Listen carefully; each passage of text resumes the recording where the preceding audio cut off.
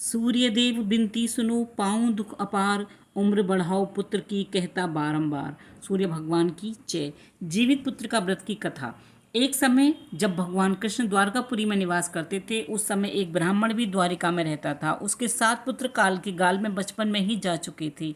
इस दशा को देखकर वह ब्राह्मण बहुत दुखी रहता था। एक दिन वह भगवान कृष्ण के पास गया और कहने लगा, भगवान, आपके राज्य में आपकी कृपा से मेरे 7 पुत्र हुए, किंतु जीवित कोई नहीं रहा।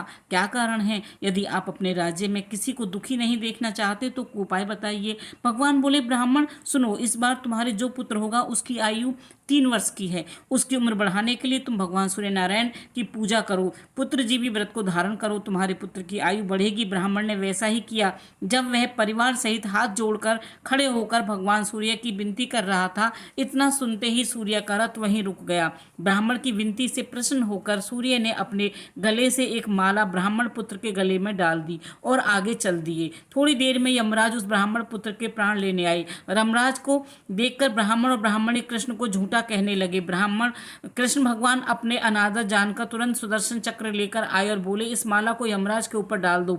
इतना कहते ही ब्राह्मण उस माला को उठाने लगा। यमराज डर के भाग गए, परंतु यमराज की छाया रही। उस फूल की माला को छाया के ऊपर फेंक दिया।